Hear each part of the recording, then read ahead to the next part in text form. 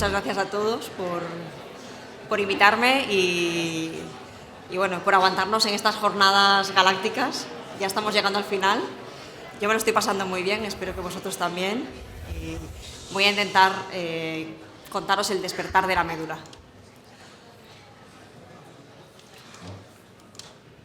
Bueno, es el episodio ya 7 y despertar de la médula, factores de crecimiento.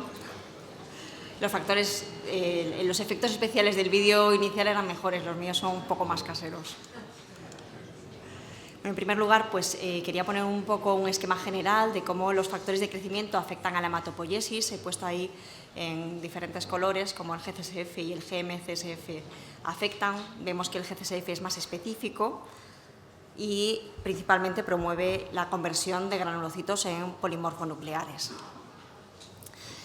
La primera vez que me comentaron de esta charla, pensé que era un tema que estaría como muy visto en la literatura y que habría mucha información y como que sería una información más coherente. Sin embargo, me ha tocado lidiar con muchos estudios, muchas veces contradictorios, y me ha costado un poco enfocar la charla porque no era un tema muy al uso y la cantidad de información es muy grande y a veces contradictoria. Entonces, voy a empezar desde el principio, ¿no? Y la ficha técnica del producto, que era lo que nos decía, he señalado en amarillo lo que nos afecta a nosotros como médicos de leucemia aguda, y su indicación es reducir la neutropenia y la incidencia de neutropenia febril en pacientes tratados con quimioterapia, como excepciones LMC y SMD, aunque sabemos que se utiliza, ¿no? Reducción de la duración de la neutropenia en pacientes sometidos a tratamiento mieloablativo con trasplante de médula ósea posterior y que por el alto riesgo de la neutropenia pues, está indicado. Y para movilización de células progenitoras de sangre periférica. La lista de efectos secundarios, si desplegáis un prospecto, es importante. Son bastantes efectos secundarios y suenan muy mal. Hipersensibilidad, efectos adversos pulmonares, algunos graves como neumonía intersticial, glomerulonefritis, síndrome de fuga capilar, esplenomegalia, rotura esplénica, crecimiento de células malignas in vitro, trombopenia, leucocitosis, bueno, esto ahí más esperable, inmunogenicidad, aortitis, que parece ser que mejoran con la retirada del fármaco, y osteoporosis en el uso prolongado. Además, hay un warning en el prospecto que nos dice que se han descrito casos poco frecuentes de síndrome mielodisplásico y leucemia aguda en pacientes incluidos en ensayos clínicos por tratamiento de neutropenia crónica grave. Y además hablan de alteraciones como la monosomía 7 que se han visto, que no hay una clara relación con el fármaco, pero hay como una sospecha y una vigilancia que nos advierten en el prospecto. Un poco en este warning, digo yo, a ver qué es lo que tenemos aquí, ¿no? Entonces, puede causar la leucemia, el GCSF, en donantes de progenitores hematobióticos. ¿Qué pasa con gente sana a la que le ponemos el GCSF? Entonces, hay una letter que se ha estudiado, o sea, se ha visto un poco todos los estudios que había en donantes sanos y ve un poco la incidencia del MA reportada.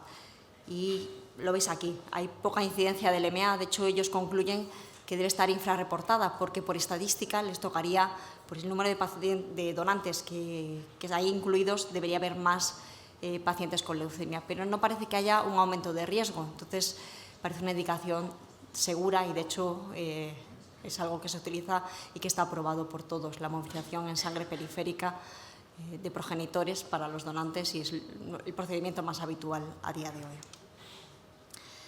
¿Pero qué pasa con pacientes que tienen leucemia? ¿Puede causar el GCSF proliferación de leucemia? Bueno, hay varios estudios, pero he cogido este, que es un estudio de niños y adolescentes que tratan con y sin GCSF, más o menos las ramas están igualadas en cuanto a la N, y no ven diferencias en cuanto a morbilidad ni mortalidad, ni supervivencia libre de enfermedad a 5 años en las dos ramas, pero en un pequeño grupo de pacientes de riesgo estándar ven que la utilización del GCSF causa más riesgo de recaída.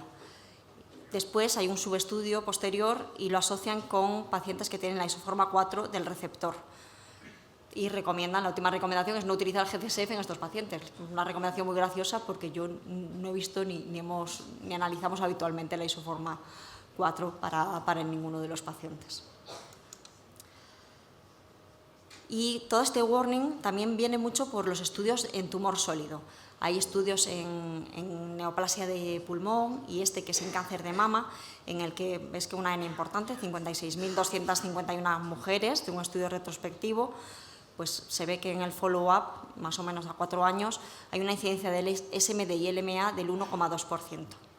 La primera conclusión es la clara, la que todos tenemos muy en mente, y es que las pacientes que reciben más tratamiento, radioterapia, quimioterapia, tienen más riesgo de desarrollo de este tipo de neoplasias, y las pacientes que solo llevan cirugía tienen menos riesgo.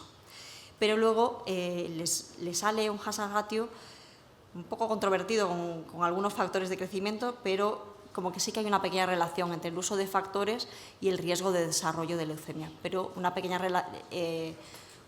relación, y concluyen que eso no es suficiente como para no recomendar su uso.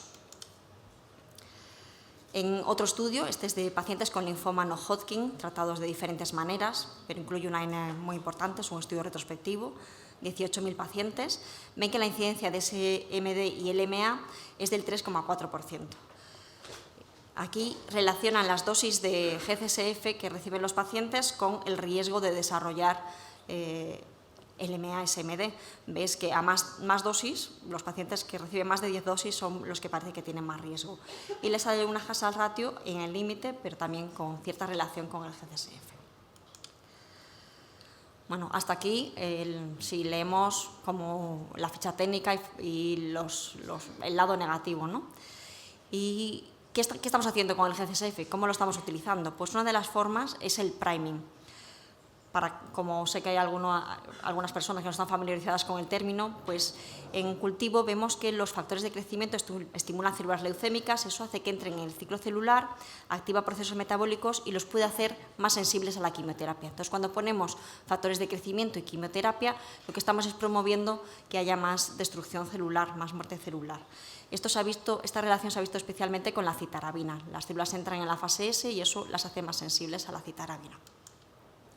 Bueno, es algo que utilizamos frecuentemente con el Flagida. Si recordáis, el Flagida lleva siempre un priming previo, que, excepto para los pacientes hiperleucocitarios, a los demás se les debe dar. ¿Y el priming es efectivo? Pues claro, es mi segunda pregunta. Pues hay un metaanálisis que incluía varios estudios. Finalmente se quedan con 11, que eran los que eran más sólidos, y ven que es favorable tanto para supervivencia como para disease free. O sea que parece que el priming sí que tiene una clara indicación en pacientes. Otro estudio, es con citarabina, entonces es un estudio aleatorizado. Primero aleatorizan si G sí, G no, y después según la dosis de citarabina dosis estándar o citarabina alta dosis. No ven diferencia en el grupo general, pero sí en el subgrupo de pacientes que reciben GCSF y citarabina, o sea, que reciben el priming y citarabina altas dosis. Esos pacientes tienen una mejor supervivencia y además un event free un poco mejor que los otros pacientes. Entonces parece que el priming sí que tiene un lugar en nuestros tratamientos y de hecho está ahí y debe seguir estando ahí.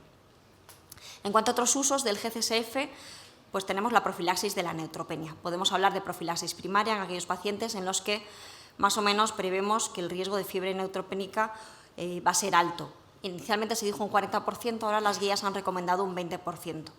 O en aquellos casos que la quimioterapia tiene una intención curativa y necesitamos mantener la intensidad de la quimioterapia. Son los casos del Flagida, no el priming que hemos puesto, sino cuando utilizamos el GCS post-quimioterapia para que el paciente se recupere en un plazo razonable, que no tarde 60 días en recuperarse, sino que se acerque más a los 28 y las complicaciones infecciosas no sean tan grandes. O en nuestro hospital, que hemos decidido en nuestro equipo utilizar en la inducción de los pacientes de más de 60 años GCSF de manera profiláctica, porque eran pacientes que se complicaban con mucha frecuencia y luego nos complicaban las siguientes fases del tratamiento.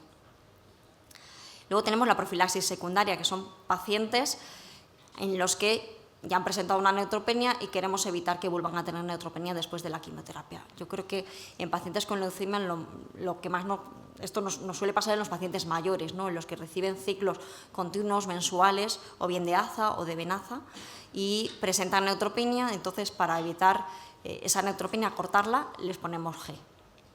Esto es un recordatorio. también para los residentes que están en la sala, que seguro que hay, que los riesgos de la neutropenia, cuando baja menos de 500, los riesgos infecciosos son elevados. Por eso los pacientes con leucemia que están siempre neutropénicos, normalmente por debajo de 500, son pacientes de muy alto riesgo infeccioso. Pero si nos vamos a los estudios, ¿no?, del tratamiento profiláctico del GCSF tras la quimioterapia, vemos aquí un estudio de 803 pacientes en los que veis que no hay diferencias en cuanto a las disease-free ni la overall survival, y de hecho sus conclusiones son que efectivamente el GCSF acelera la recuperación de neutrófilos, pero eso no afecta a la tasa de infección ni a las muertes por infección. No hay cambios en la supervivencia, pero tampoco detectaron gran toxicidad, o sea que parecen fármacos bastante seguros. El uso rutinario, recomiendan, depende más de un equilibrio entre el coste y el beneficio, que el mayor beneficio que ellos vieron fue una reducción de la hospitalización, 2 días menos de hospitalización. No os penséis que son 15 días, 2 días. Estamos hablando de una pequeña reducción. Y en cuanto a la fiebre neutropénica, pues en general las guías no recomiendan el uso rutinario. Las ITSA lo desaconsejan y las ASCO se quedan ahí, bueno, que solo sí pronóstico adverso. En una revisión sistemática concluyeron que los estudios incluidos, en general la calidad metodológica no era muy buena, pero no hubo un cambio en cuanto a mortalidad, ni la mortalidad infecciosa, frente a utilización de antibióticos solo. Y lo que sí que se ve es una reducción de la hospitalización, también en esos límites, 1 o 2 días de hospitalización menos duración de la neutropenia, también una cuestión de 1 o 2 días, menos uso de antibiótico y una recuperación más rápida de los episodios febriles. Es cierto que en esta recomendación de no hacer un uso rutinario de la fiebre neutropénica debe matizarse, porque hay pacientes que tienen muy alto riesgo cuando presentan un episodio infeccioso. Son aquellos más mayores, los que han tenido una neutropenia previa y que además o hayan tenido una complicación infecciosa grave anterior, que tengan mal estado general o un mal estado nutricional, disfunción hepática, renal, insuficiencia cardíaca, que hayan tenido una cirugía muy reciente o que lleven una herida abierta que esté cerrando mal especialmente, radioterapia, o según el tipo de infección desarrollada. En los pacientes con una infección fúngica puede ser más aconsejable en algunos momentos utilizar el GCSF para intentar que se recuperen, porque los neutrófilos a día de hoy es el mejor antifúngico que tenemos disponible. Y bueno, aunque 2 días parece poco, os pongo esta gráfica, ¿no?, que el riesgo de los pacientes varía según los días de neutropenia. Entonces, aunque 2 días es poco, a veces puede cambiar entre que el paciente tenga una infección fúngica invasiva o no. Y una infección fúngica invasiva puede cambiar el curso del paciente. Entonces, a veces hay que evaluar individualmente el riesgo del paciente y tenemos que decantarnos hacia su utilización en aquellos pacientes que tengan más riesgo de este tipo de complicaciones. Y ahora un poco así de polémica. ¿Por qué no usarlo? Y las alternativas, ¿por qué no usarlo? Toxicidad, hemos hablado de ello, el coste, no es un coste banal, y un teórico, o no tan teórico, estimulación de células malignas. Parece que los riesgos están asociados más a un uso prolongado y a más dosis de GCSF. Como alternativas a la utilización de eso tenemos los antibióticos y los antifúngicos, que son los tratamientos estándar en todo tipo de infecciones. Y aquí una pequeña consideración. Es que cuando tenemos un paciente que presenta neutropenia recurrente, como ocurre con azacitidina o venetoclax azacitidina, que vamos dando varios ciclos, en general las guías recomiendan, especialmente en pacientes que no tenemos intención curativa, reducir dosis de los fármacos para reducir la toxicidad y no utilizar GCSF de manera sistemática.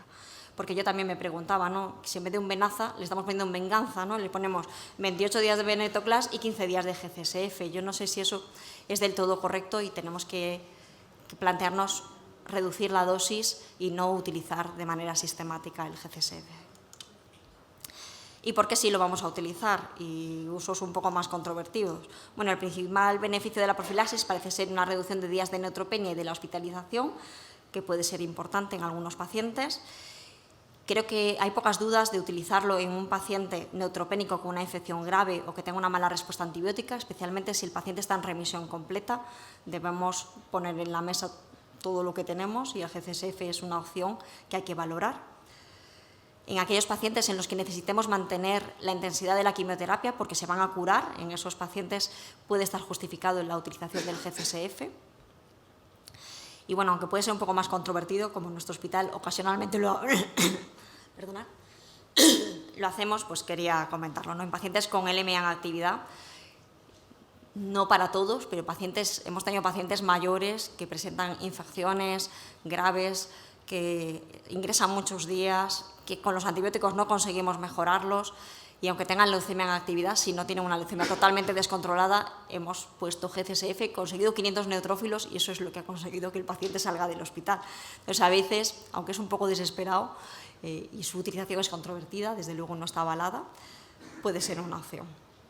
Y en aquellos pacientes graves, que se nos ponen graves rápidamente, y aunque no sepamos la respuesta al tratamiento, no sabemos si está en remisión o no, mientras se conoce la respuesta, especialmente si son jóvenes, yo creo que es positivo utilizarlo, que los riesgos no son tan altos y que podemos utilizar GCSF en ese paciente grave, que necesitamos sacarlo del shock séptico y que en 2 o 3 días vamos a averiguar si está o no en remisión. Y bueno, como era difícil, he puesto mis conclusiones. Creo que no debemos utilizarlo sistemáticamente como profilaxis de neutropenia, pero sí para mantener la intensidad de la quimioterapia, sobre todo en pacientes que vamos a curar, en los otros es más controvertido. Creo que en los otros pacientes que presentan neutropenia recurrente debemos reducir dosis antes que utilizar sistemáticamente GCSF. No quiere decir que no lo utilicemos en algún ciclo, pero no en todos los ciclos. Y en general no utilizarlo siempre en fiebre neutropénica, pero siempre que haya una infección grave y una mala respuesta a antibiótico o evolución desfavorable del paciente, especialmente en pacientes jóvenes en remisión completa, hay que considerar su uso y yo creo que hay que ponerlo. Y bueno, GCSF es un arma poderosa, bueno, poderosa, con 2 días menos de hospitalización, bueno, algo mejora las cosas, pero no es un milagro. Y bueno, todo tiene un doble filo. Espero que os haya servido esta charla y nada, muchas gracias.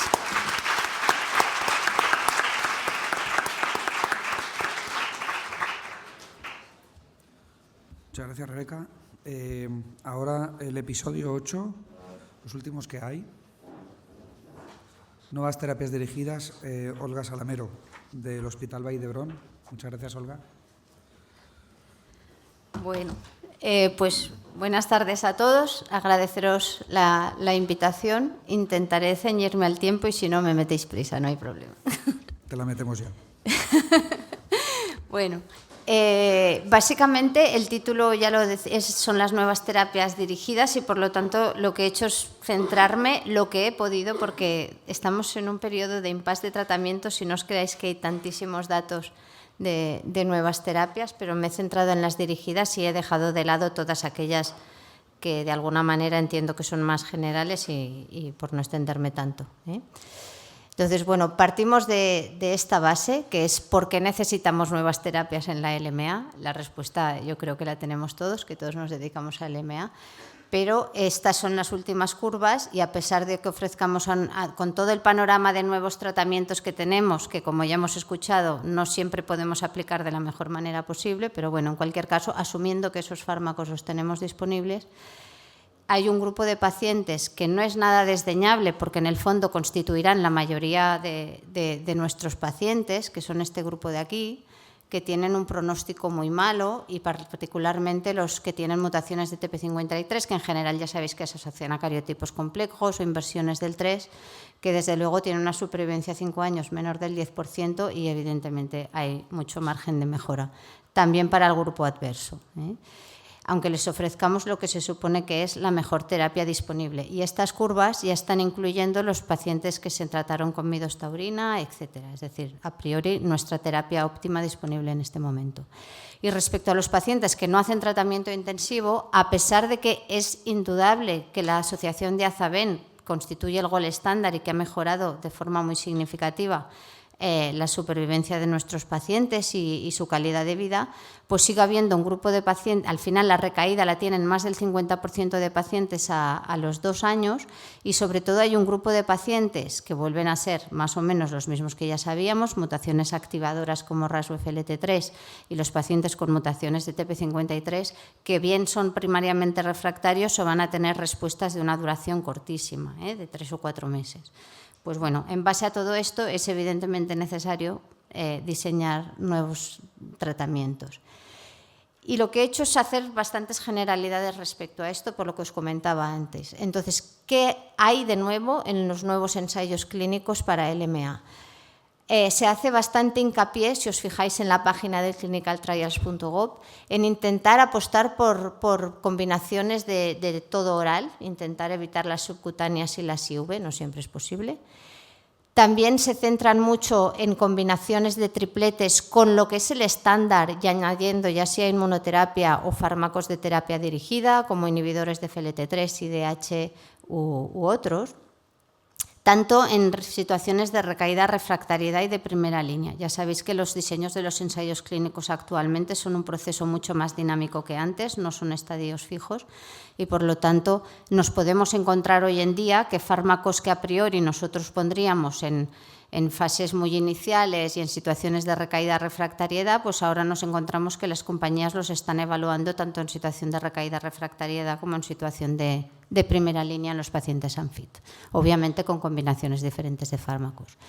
Lo otro que está claramente en desarrollo, precisamente porque la respuesta de los pacientes con TP53 es mala con todo lo que tenemos disponible, es intentar valorar si la inmunoterapia en estos pacientes nos aporta alguna cosa nueva, que de momento tengo que decir que tampoco hay resultados muy esperanzadores.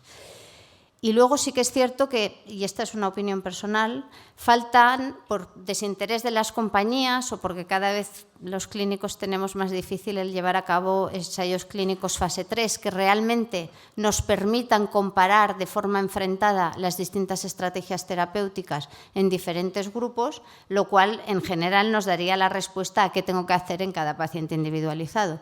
Y esto, la verdad es que hay poco interés en desarrollar este tipo de ensayos clínicos en el contexto de los grupos cooperativos, es tremendamente difícil y es una necesidad no cubierta para nosotros. He dividido la charla, por lo tanto, en bloques. El primer target es el FLT3 y de aquí he querido destacar el trabajo que se ha presentado la última ASH de la combinación, a modo de ejemplo de triplete, de quizartinib, venetoclax con decitabina. Esto es un fase 1-2.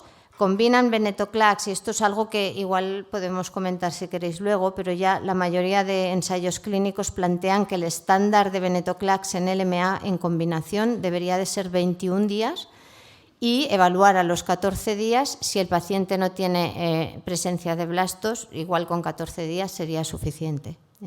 Hay ya un trabajo publicado con una N bastante significativa que aparentemente los pacientes que reciben 14 días no tienen menores tasas de respuesta que los pacientes que recibían 28 días. Se incluyeron, de momento, se han incluido 50 pacientes, la mayoría en situación de recaída refractariedad, algunos con trasplante previo y muchos con exposición previa a gilteritinib, más del 80%. La tasa de remisiones completas con el triplete compuestas es muy elevada, del 68%, con más o menos la mitad de residual negativa. Y cuando lo damos en los pacientes de primera línea, que son los menos, de momento 10 pacientes, la tasa de respuestas global es del 90%, bueno, de RC compuesta, perdón, con una residual del 78%. Realmente son resultados francamente buenos para población FLT3 que no habíamos visto con los otros inhibidores de FLT3 combinando con azacitidina, que son los ensayos que ya tenemos publicados. Está por ver si el triplete con otros inhibidores de FLT3 nos da resultados reproducibles. En términos de supervivencia global, un poco lo que vemos es lo que ya sabemos en las FLT3, son duraciones de respuesta y supervivencia también, porque la mayoría recaen muy cortas, y los efectos adversos fundamentalmente son las infecciones, y lo que destacan los autores es que la recuperación hemoperiférica es entre 40 y 46 días, que es lo mismo que tendríamos con el venetoclax azacitidina si no le añadíamos el quizartinib. Otro target de FLT3, otro fármaco que utiliza el FLT3 como posible target, tanto en población FLT3 wild type como en población FLT3 mutada, es el tuspetinib, es un inhibidor multiquinasa. Este fármaco se combina o no, porque inicialmente fue en monoterapia y luego hay una fase de expansión con venetoclax, fijaos de nuevo, 15 días en combinación para pacientes con leucemias recaídas o refractarias. Es un fármaco oral que se da una vez al día, que la tasa de respuestas completas globales es del 29,4% en monoterapia. En los pacientes que se habían expuesto primero a venetoclax, la tasa de overall response es bastante más baja que si habían recibido, por ejemplo, el gilteritinib previamente. Y en los pacientes que tenían nucleofosmina y mutación de FLT3, la tasa de respuestas completas sí que es muy interesante, del 66,7%. Curiosamente, aunque son solo 5 pacientes, los pacientes con mutación de TP53 presentaron de momento en este estudio una tasa de respuestas completas del 40%, que también está muy bien. Y en cuanto a las toxicidades, de nuevo, hematológicas, como es lógico, y lo que describen los autores es que es un fármaco seguro porque no han tenido fallecimientos ni discontinuaciones. Sí que es verdad que el fármaco eso está en un desarrollo muy inicial y se ha parado bastantes veces por tema de toxicidad. Y por último, este inhibidor de SYK, que también va dirigido a pacientes con mutaciones de FLT3 en situación de recaída refractariedad, también es un fármaco oral que estaba en fase de escalado de dosis. Sin embargo, la toxicidad descrita hasta ahora con este fármaco ha sido muy grande, no hay resultados de respuesta hasta ahora y parece que el desarrollo del fármaco podría pararse por toxicidades. Veremos. Otro target que sin duda yo creo que es uno de los de destacar porque es donde más ensayos clínicos se están llevando a cabo en los últimos años son los inhibidores de la menina. Esto supongo que la mayoría lo sabéis, pero fundamentalmente cuando existen estas mutaciones de nucleofosmina o alteraciones del MLL, reordenamientos, lo que sucede es que la menina se une a esta molécula, que es el LEDGF, y activa toda una cascada de genes que activan la transcripción y contribuyen a la leucemogénesis. Estos inhibidores lo que pretenden es escindir esta unión del LEDGF de la menina y de esta manera facilitar la diferenciación de las células. En este ensayo clínico de Janssen es un fase 1 para pacientes recaídos y refractarios, también es un fármaco oral, como veis, que se da 2 veces al día de forma continuada. A la dosis de 90 miligramos al día, la overall response rate es del 50% en monoterapia, lo cual está muy bien. Y en cuanto a toxicidades, como veis, pues son bastante importantes, propias del mecanismo de acción. Estos fármacos son bastante mielotóxicos y lo que destacan, que también es una característica bien conocida de este tipo de fármacos, es un síndrome de diferenciación que en este caso es del 14%. Comparado con otros inhibidores de menina es bastante elevado. Siguen haciendo la escalada de dosis y ahora mismo lo que hay es muchos ensayos en combinación con este fármaco, con AZA, con AZA-VEN, y quieren empezar uno en combinación con quimioterapia. El revumenib es otro ensayo clínico que también actúa sobre los inhibidores de menina, también, como veis, en fases muy iniciales.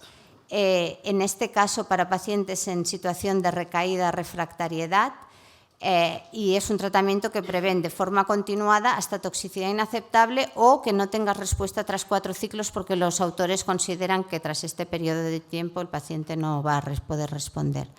La tasa de respuestas completas global también es muy elevada para la situación en la que estamos hablando y los efectos en general también, mielotoxicidad, una dose limiting toxicity por un alargamiento del QTc, que no fue sintomático, fue un grado leve, y síndrome de diferenciación, como veis aquí, un 2%, que en este caso es mucho más bajo que el anterior. Revumenib también se ha probado en primera línea en combinación con cedazuridina y venetoclax. En este caso lo mismo, venetoclax 14 días, 2 dosis diferentes de revumenib. La tasa de respuestas completas en primera línea de respuestas globales es de un 100%, y a nivel de toxicidades, lo mismo que los anteriores, no me repito. En cuanto al IDH, esta es la combinación de Ivo y enasinedib en lugar de con AZA con decitabina oral y venetoclax, es decir, una total therapy oral con un triplete. Es una fase también muy inicial, fase 1B2, que da respuestas muy prolongadas y no se alcanza la duración mediana de la respuesta en los pacientes que lo han recibido en primera línea de tratamiento, como veis aquí. La tasa de respuestas completas en los pacientes nuevos diagnosticados es muy elevada, del 90 y del 100% para IDH1 y IDH2 respectivamente, y alrededor del 50% en pacientes en situación de recaída refractariedad, que son pacientes que realmente cuesta mucho rescatar con otras terapias, así que bueno, interesante. En cuanto a las toxicidades, de nuevo, citopenias, elevación del perfil hepático, que esto también está descrito con los inhibidores de IDH, y síndrome de diferenciación del 10% en la línea de lo que ya conocemos.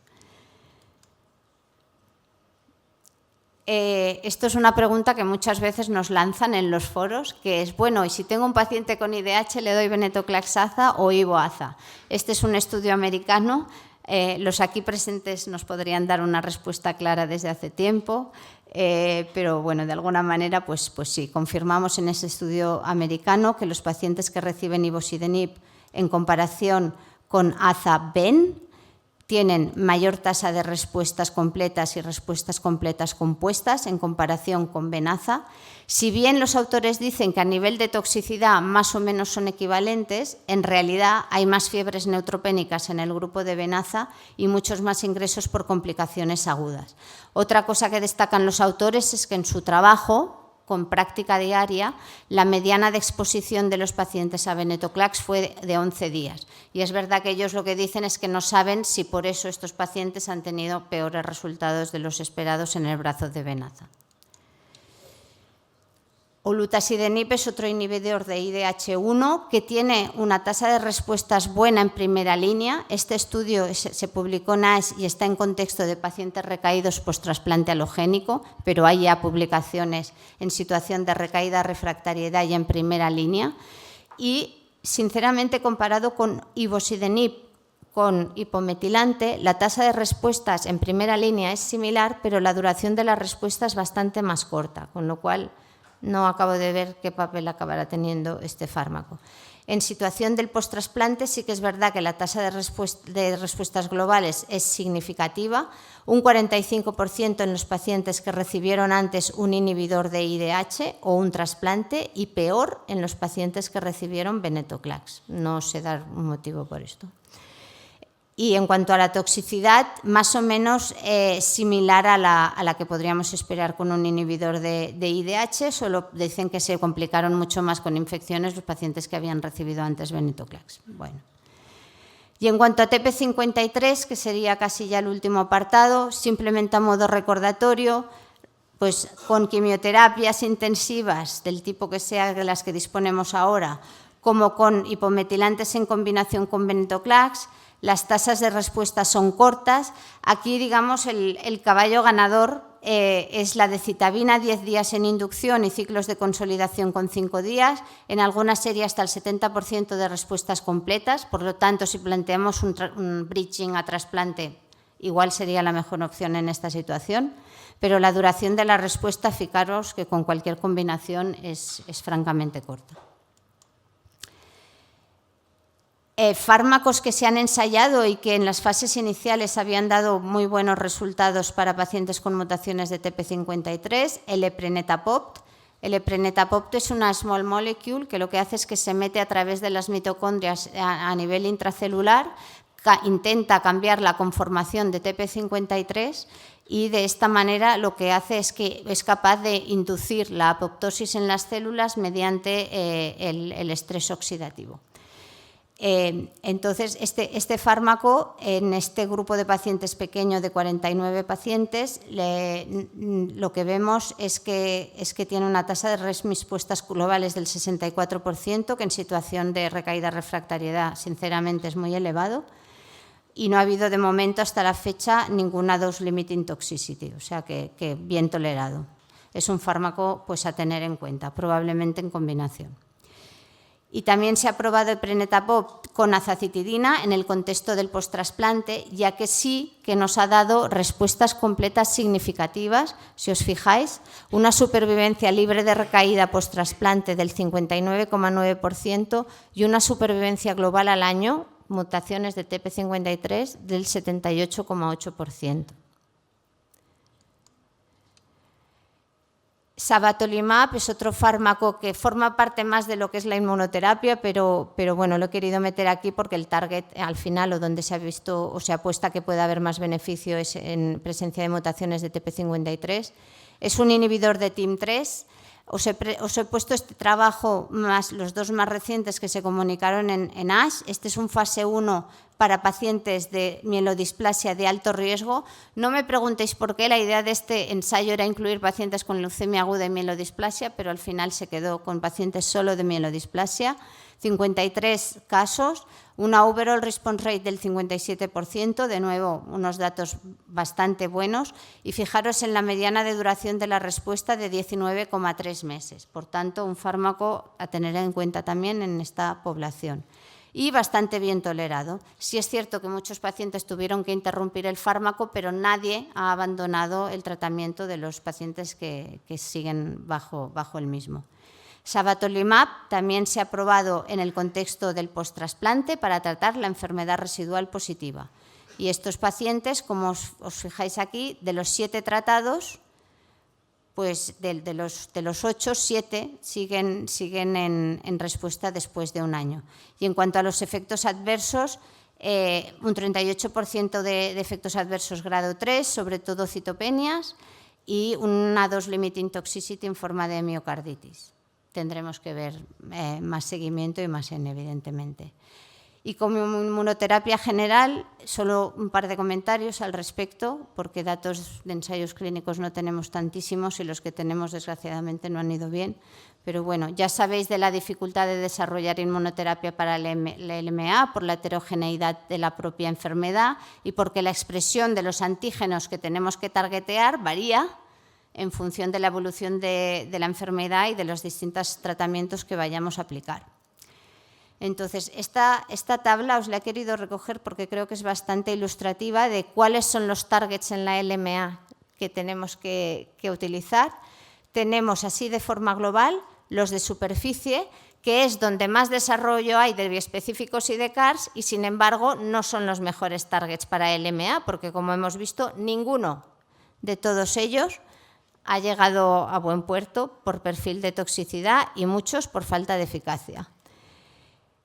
Ahora mismo están en desarrollo los que son restringidos a la leucemia o asociados a la leucemia, pero no son específicos de la leucemia, también targetean la stem cell, como sabéis, y el riesgo de estos grupos de ensayos es que hacen citopenias prolongadas o permanentes y por lo tanto solo se pueden plantear como terapia puente a un trasplante. Y por último, que son los que se están desarrollando y todos en fase preclínica, con lo cual no vamos a hablar demasiado de ellos, pero que sí son los más interesantes, aquellos que utilizan como antígeno los propios específicos de la leucemia, que en general son intracelulares y por lo tanto de mayor difícil acceso y a nivel de CARs de mucha dificultad técnica para poder desarrollar fármacos que realmente pues vayan bien. No me meto más aquí porque yo creo que ya lo hemos ido comentando sobre la marcha. Y básicamente de inmunoterapia global, que las respuestas son cortas, que como puente a trasplante sí, que los biespecíficos aparentemente solo van a tener papel, de momento, en monoterapia, cuando haya muy poca carga tumoral o como estrategia de mantenimiento.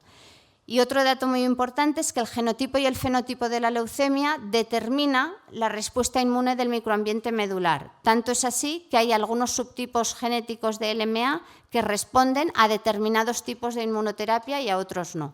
Esto es algo que ya veremos en el futuro. Y simplemente ya para concluir, que tenemos muchísimos fármacos en desarrollo. El objetivo es hacer una terapia cada vez más individualizada. Creo que ahora mismo los tripletes sí, pero hay una toxicidad asociada a los mismos que es preocupante.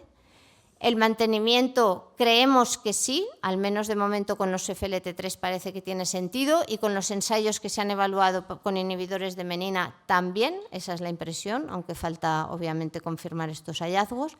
Y el tema del mantenimiento es cuándo paramos el mantenimiento, cuándo es suficiente. Y en cuanto al papel de la inmunoterapia dirigida en las LMA, es una incógnita el papel y la indicación y todo. Pero bueno, para eso existe la investigación. Y aquí acabo. Muchas gracias.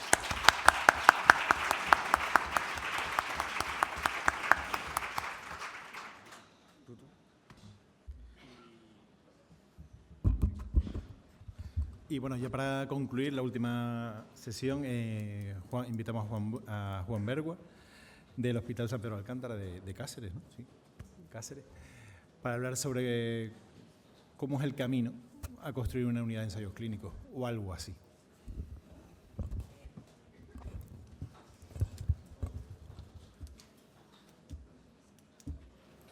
Bueno, buenas tardes. Muchas gracias por haberme invitado a una charla sobre esto.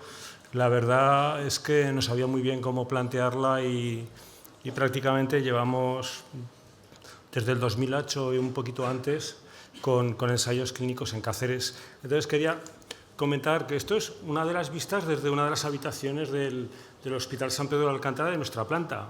Entonces ves la ciudad vieja, torreones, murallas y una planicie enorme que se extiende por todos los lados.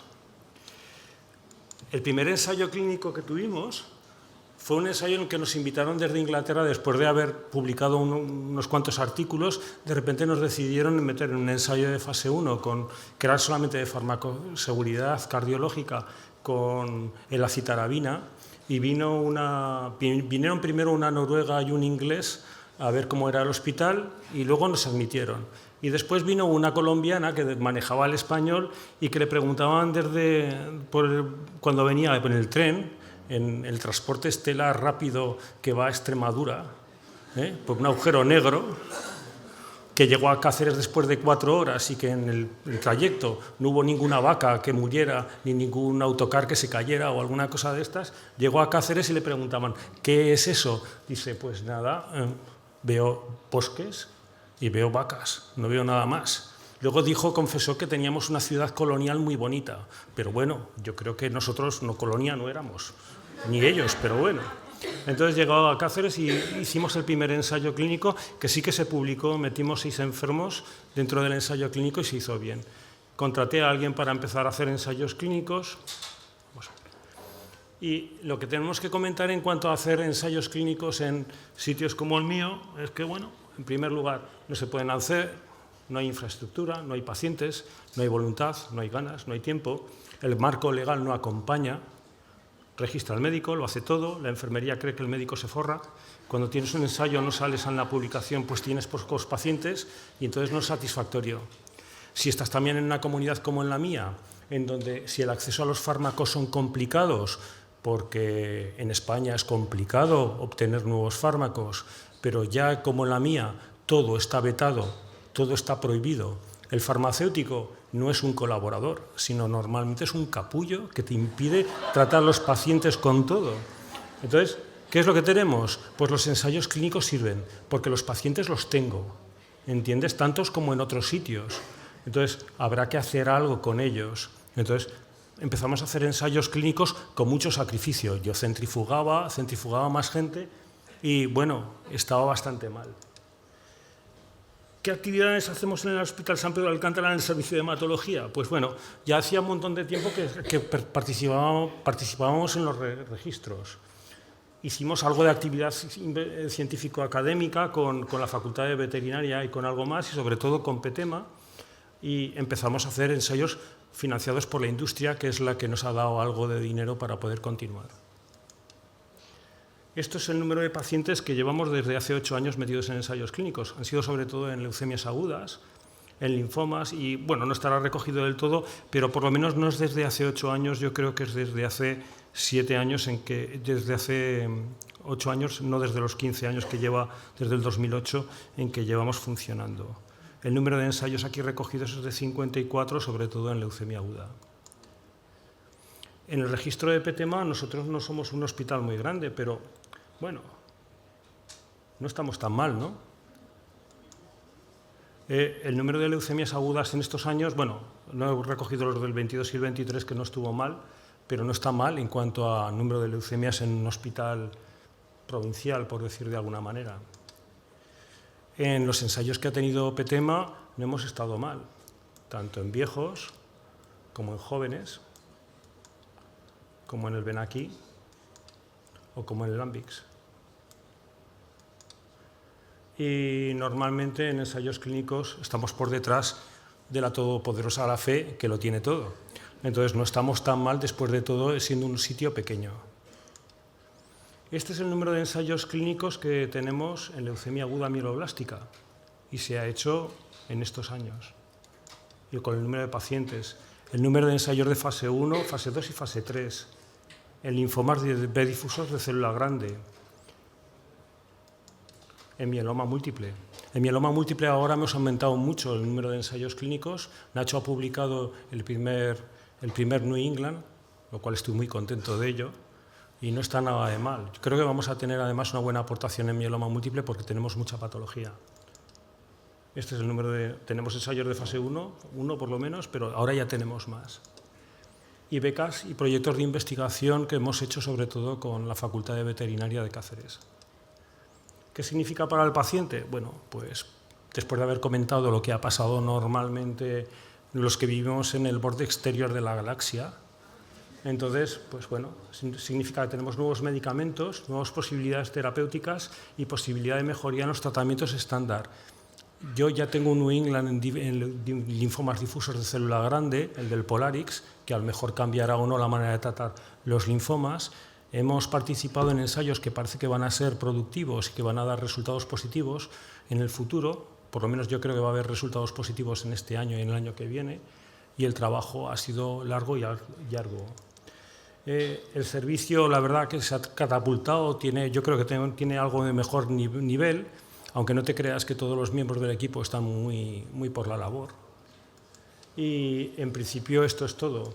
Creía que tenía una foto aquí con toda la gente del servicio, y no sé por qué se ha traspapelado, pero quiero dar las gracias a todos, a los 6 data managers que tenemos, a los 13 hematólogos que colaboran conmigo, y sobre todo a toda la gente de los hospitales de Cáceres y de Badajoz que nos han remitido pacientes y han confiado en nosotros. Hemos pasado cerca de 3, 4, 5 inspecciones de ensayos clínicos y las hemos pasado todos y esperamos que nunca nos venga a ver la FDA y nos coja en bragas. Entonces, aparte de eso, pues muchas gracias y esta es la exposición breve sobre ensayos clínicos. No he hecho ninguna exposición académica y nada más. Quiero comentar una cosa. El tema de los ensayos clínicos depende de que tengas un buen soporte de introducir datos, de muestras, de enfermería y todo lo demás. Todo esto se ha conseguido con el dinero de los ensayos clínicos. La última noticia que he tenido es que ahora la Fundación, que a nivel regional quería quedarse ya con el 60% de lo que ganábamos, ahora nos quedamos el 70%.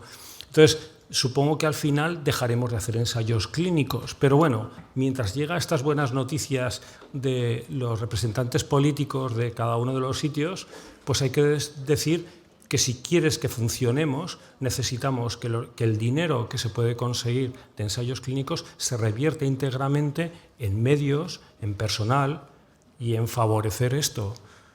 Si ya hay alguien que de repente piensa que es el Mesías en la región y que va a conseguir que en el hospital de Don Benito, con 2 leucemias al año, vaya a sacar alguna publicación en leucemia aguda, pues lo vamos a tener bastante crudo. Entonces, quiero hablar de la responsabilidad también de los servicios públicos en favorecer a los sitios que se dedican a esto y que no nos restrinjan la financiación en no se sabe qué. ¿Me entiendes? Porque realmente no entiendo lo de los porcentajes. Y muchas gracias por la atención.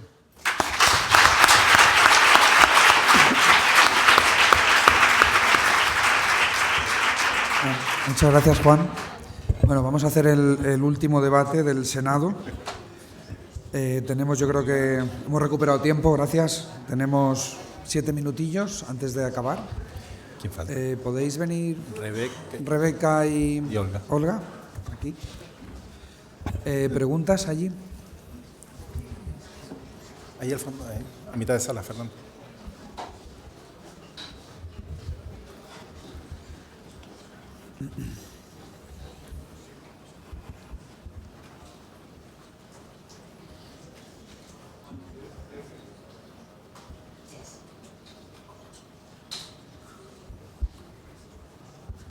Juan, buenas tardes. Soy Fernando, por aquí.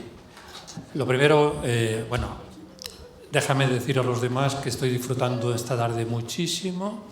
Me costó un poquito esto de entrar por la guerra de los clones, pero tengo que decirte que todas las presentaciones me están encantando Pero quería dedicar 2 minutos a alguien que ha hecho una presentación como la que tú nos has hecho.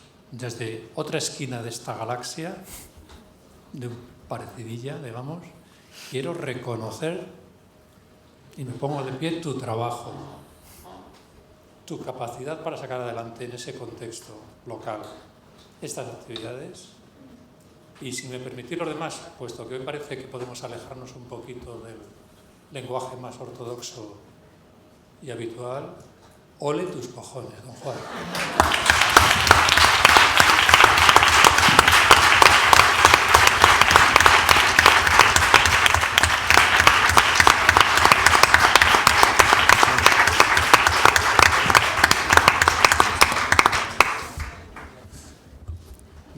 Bueno, ¿Qué tienes que decirnos, Juan? Que todo desaparece. ¿Alguna pregunta o homenaje o algo? a la unidad de ensayos de la FED no queremos ningún homenaje, por favor. Bueno, supongo que, Juan, que tendrás que decir que todo esto es gracias al equipo que tienes. Sí. Y de la gente de Extremadura, de Marisol Casado que está ahí, de Julio Prieto en Don Benito, de Raúl, de la gente de Coria, de Navalmoral, que mandan pacientes, que confían en nosotros y realmente pues lo tenemos nosotros, pero lo podría tener otro. O sea, que es que se montó en estos 15 años y ha ido saliendo, pero podía no haber salido. O sea, cuando al principio tenía algo de dinero que me habían dado para un registro y de este ensayo de aquí, no tenía nada más. Y el 70%, pues el 30% se lo quedaba la fundación normalmente. Entonces, que se ha hecho, pero que todo es muy de pies de barro. Yo ya te digo yo que no es como los hospitales grandes. No, lo tenemos mal. Ya te digo yo que lo tenemos mal. Bueno, todo puede empeorar. Todo puede empeorar rápidamente, del día a la mañana. Me voy ya volviendo viejo y cada vez pienso que todo va peor. Una pregunta o comentario. Si tienes dinero y quieres empezar, ¿lo primero que recomendarías a alguien es contratar qué? Nada. Invertir en enfermería, data manager, abogado, farmacia. Al principio, cuando tú tienes que hacer de todo. No puedes contratar a nadie, no tienes nada. O sea, es que además es una pescadilla que se muerde la cola. Tú no puedes contratar a nadie, tampoco el sistema te va a dar nada. Entonces, es que además el tema es que son muchos años para continuar haciéndolo. No te van a salir los resultados en el primer año. Hay gente que, yo he oído unas tonterías y dice que quiero que me lleguen ensayos. Digo, tienes que tener pacientes, te tienen que llegar las cosas, tienes que aguantar un montón de tiempo en el mismo sitio para conseguir algo. No, al principio no hay nada. No te van a dar nada y no vas a tener un montón de problemas. La enfermería es... Pues eso, animaros. El optimismo está cundiendo. Es verdad, yo digo la verdad, ¿no? O sea, no puedo decir. Hay sitios que están bien organizados y que están bien montados, que llevan años, a lo mejor se han podido montar de una manera distinta, pero yo hablo desde la experiencia mía, o sea, te estoy contando la verdad en cuanto a esto. ¿Alguna pregunta? Ana. Yo tengo una pregunta para Olga, que no nos has hablado mucho de esto, pero ¿cómo ves el futuro, ¿no? Que son futuribles, o sea, que no esto. La sustitución de la quimioterapia intensiva por todas estas tripletas, ¿no? de drogas orales, ¿no? Que tienen unos datos, evidentemente en fases 1, que ya nos gustaría ver, ¿no? Con otras drogas, ¿no? Bueno, en primer lugar, ahora ya lo que estamos asistiendo es que en algunas subpoblaciones, y esto tenemos estudios de Estados Unidos porque les dejan hacer los estudios con los fármacos y en nuestro contexto esto es imposible, pero que al menos el aplicar venetoclax en pacientes de más de 50 años con citogenéticas intermedias o adversas es cuanto menos equivalente a utilizar quimioterapia intensiva. El otro debate, y lo tenemos, por ejemplo, con las combinaciones de venetoclax y quimioterapia intensiva en algunos de estos subgrupos, es si es mejor intensificar al máximo la inducción y luego variar el tipo de intensificación que hacemos, o cuál es el mejor abordaje. Y yo creo que es que de momento no tenemos respuesta a esto.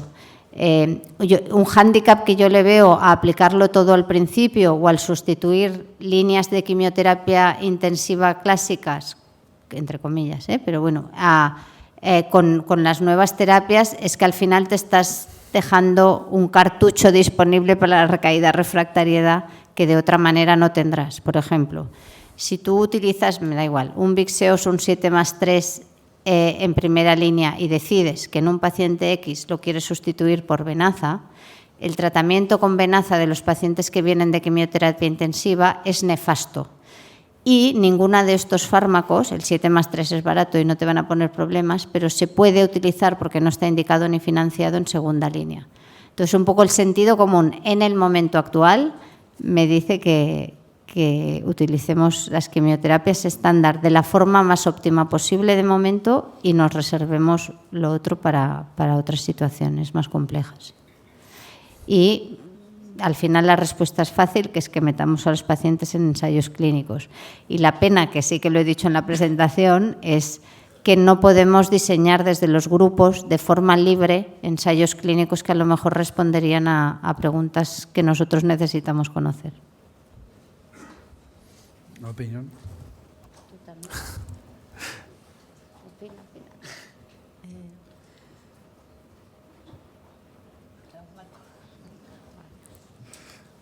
¿No estabas escuchando? Vale. ¿Opinión? ¿De qué? ¿Qué pasa? Sí. ¿Tú tampoco estás escuchando? Sí, estoy Ah, escuchando. vale. ¿Opinión? Que es una pregunta muy interesante la que ha dicho Ana.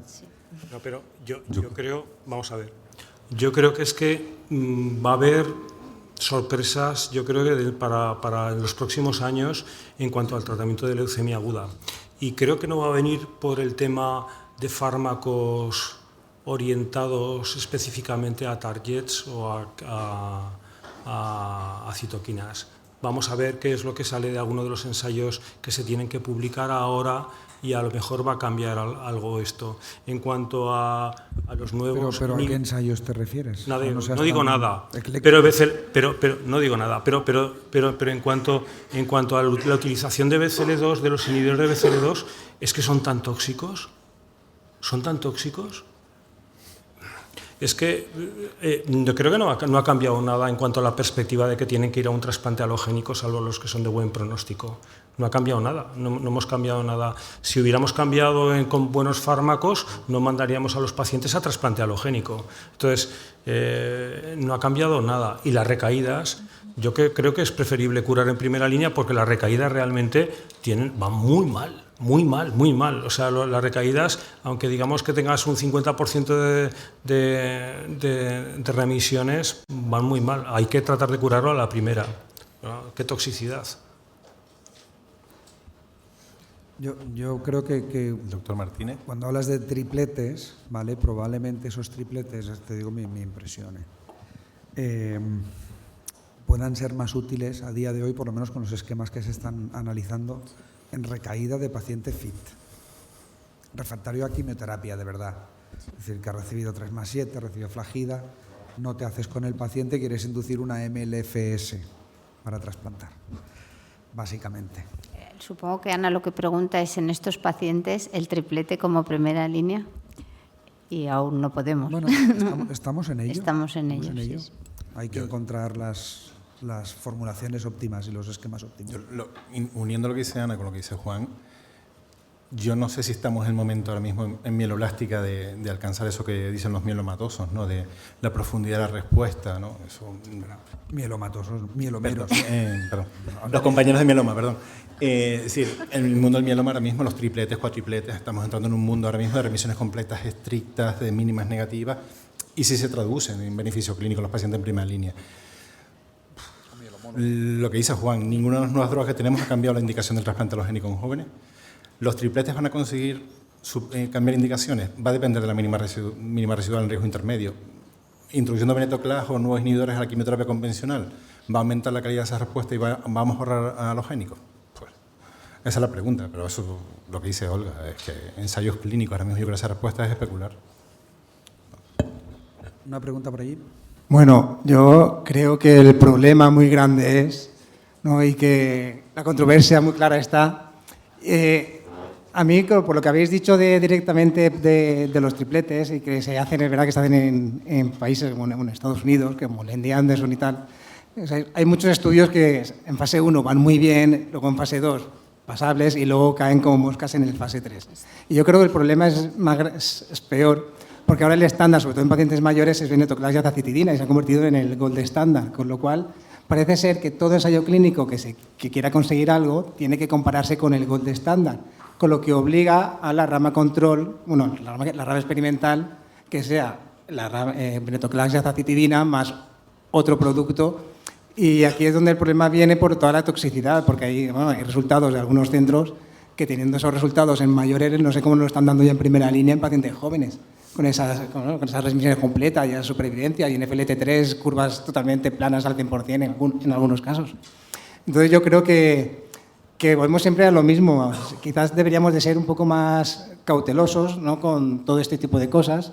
Creo que, y es mi opinión, creo que tenemos la tendencia a ser muy optimistas con cualquier cosa que sale. Nos ha pasado con blinatumomab, nos pasa con anticuerpos monoclonales, nos está pasando con los CAR-Ts. Entonces, ¿no pensáis, y esto es una pregunta en general, que nos precipitamos mucho y todos pensamos que a nosotros nos va bien con lo que hacemos sin haberlo probado o aprobado o demostrado? En general, para contestar todo. Bueno, contéstalo tú si quieres. ¿Alguna Pero es un poco dar. Yo te quería preguntar una pregunta. Tú, por ejemplo, detrás de un Flagida, ¿darías GCSF al paciente desde el día +7 o algo así para acortar 2 días la neutropenia? Bueno, yo creo que no sirve para nada, pero bueno, si la gente está más contenta porque le va a subir los neutrófilos en 2 días antes. En el Flagida, yo creo que la recuperación sin el GCSF, no sé cómo es sin el GCSF, porque lo hacemos sistemático, pero puede ser que tarde hasta 40 días, ¿no?, en recuperarse el paciente. No tampoco tanto, 30 a 35 días. Pero ponerlo desde el día 7 es cierto, porque para reducir los días que reducimos, la verdad que es un poco decepcionante, ¿no? Cuando lo veis con detalle es... Yo nunca lo pongo, ¿eh? Ahora lo han puesto con un chaval joven que está ahí deprimido, pero digo, bueno, yo creo que consuela mucho al hematólogo que está pasando al paciente, ¿no? Y hago algo por el paciente para cortar la neutropenia, pero que realmente no valen para nada. Sí, no, los resultados publicados son lo que hay estudiado es eso, 2 días menos de hospitalización y 1 o 2 días menos de antibióticos. Y mortalidad igual. Y mortalidad igual, mortalidad infecciosa igual. Y Rebeca, para el uso en consolidaciones, especialmente si son consolidaciones ambulatorias, ¿crees que habría que tener barra libre y a partir del día, bueno, no sé, puede haber alguno incluso que algún estudio con perfilastrim, o si no utilizar de forma, a partir del día X, utilizar sistemáticamente el GCSF, o qué estrategia seguirías tú? Yo creo que no hay evidencia para utilizar GCSF sistemático. Hablamos eso de un acortamiento de 2 días de hospitalización, si es que están hospitalizados. De hecho, nosotros hacemos consolidaciones ambulatorias y no les damos G a los pacientes y no lo tenemos analizado. Ojalá en breve, está una compañera en ello, tengamos las consolidaciones ambulatorias analizadas, pero nuestra percepción es que no hay tantas infecciones y que no vale la pena. Y son fármacos que, utilizados sistemáticamente, su toxicidad no es banal y tiene un coste también. ¿Pero a algún paciente en particular sí que se lo recomendarías o se lo pondrías o a nadie? Bueno, en pacientes mayores o que hayan tenido una inducción especialmente ardua se puede considerar, ¿no? Yo creo que, pero eso es individualizar. Paciente que te tiene una IFI en la primera inducción, que parece que no sale y finalmente, bueno, tienes que continuar con la quimioterapia y va a tener una neutropenia de alto riesgo en la consolidación, bueno, se puede individualizar. ¿Y con Azaven? Eso, el último... Con Azaven no lo veo tan claro. Yo No, creo no, que es ahí claro. tenemos que reducir dosis. Sí, se reduce, pero aparte de eso, añadir factores. Creo que sistemáticamente hay que replanteárselo, porque en todos los ciclos no es normal que les demos GCSF, porque les ponemos un venganza. Y yo creo que hay que reducir, hay que retrasar ciclos, hay que buscar son pacientes que finalmente no se curan, no hay una intención curativa detrás, entonces ahí tenemos que ajustar mejor las dosis de los fármacos que estamos utilizando. Olga tiene un comentario. Sí, simplemente porque el cuándo poner el GCSF, la pregunta que tú tenías, que también la iba a hacer yo, perdón, el nadir de la quimioterapia para inicio de recuperación neumoperiférica es en 28 días. Entonces, ¿tiene sentido poner el GCSF antes? Porque has hablado de que el ingreso dura menos de 2 días menos, pero la recuperación de neutrófilos también dura 2 días menos, ¿o es igual? Sí, 2 días, recuperas 2 días antes. Yo creo que igual en este contexto, ¿no?, en la consolidación, si es un paciente de alto riesgo previo por infecciones graves, si en el 28 no ha recuperado, pues es cuando le puedes poner el G, porque además es cuando realmente te va a hacer el pico, Sí, se supone. igual se puede empezar en el 25, 21. Sí, desde luego, y que el número de dosis importa, ¿no? Parece que tiene más toxicidad, entonces hay que repensarlo y ajustar un poco. Sí, a eso iba, porque si tú empiezas en el día 14 el GCSF, probablemente estará con GCSF 14 días o más, mientras que si lo pones en el más 28, si no hay una infección grave y no está en la UCI, etcétera, etcétera, igual es menos la exposición. Último comentario, es María José. Sí. Es que de repente, oyéndoos hablar, me ha entrado una duda existencial, a lo mejor es muy ingenua. Para los tres, si tú tienes un paciente y tiene al diagnóstico y tiene un marcador molecular, FLT3 positivo, añades biostaurina a la quimio, al 3+7. Vale. Pues ahora me ha entrado una duda. ¿Qué pasa si ese paciente tiene un cariotipo complejo o un monosómico?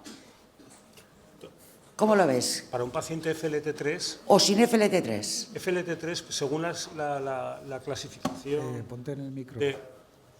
Según la clasificación del 2017, el riesgo citogenético normalmente es el que marcaba. Luego, FLT3 positivo con nucleofosmina negativo estaba dentro de los altos riesgos. Esto ha cambiado en la clasificación del 2022. Pero, por ejemplo, mañana voy a sacar los datos del BENACI y todos los pacientes que son nucleofosmina negativos y FLT3 positivos están muertos. Ya, pero no preguntaba eso. Olvídate del FLT3. FLT3, vale, te ha ayudado a añadir midostaurina, pero ¿qué hace en tu cerebro que ese paciente sea cariotipo complejo? Yo sigo la clasificación del 2022 ahora. Ves el riesgo según P53 y todo lo demás. Hay otra gente que prefiere la del 2017, que lo siga. No, pero ¿cómo hace la inducción? No cambias, no cambias. Eso es. No te cambia. Porque además, ¿no?, la mayoría de los cariotipos complejos asocian TP53. Lo que tienes que esperar es que es un paciente con alta probabilidad de que sea refractario, pero a día de hoy tampoco tenemos una herramienta mejor. Eso es que claro, no hay cambio. No. La única cosa es que si está en contexto de TP53 o de un cariotipo complejo con alteraciones sugestivas de mielodisplasia, le induciríamos con Vixeos en lugar del 7+3. Es la única diferencia. La única diferencia, eso es. Bueno, y cuando haces el trasplante vas con miedo, ¿no? Y venga, rápido, Claro. no te entretengas, que es un paciente con alto riesgo. O sea, que el cariotipo sigue moviendo ficha, ¿eh? No te digo que estoy preparando yo la charla de mañana que tengo que dar. No, gracias. Bueno. Vamos a cerrar ya, ¿vale? Yo hice la bienvenida, tú decides. Vale, me toca. Entonces, nada, muchísimas gracias a todos por venir, especialmente a los ponentes y de nuevo los patrocinadores. Mañana tenemos más y ahora lo que decía, de ahí quien quiera comer. Hasta luego.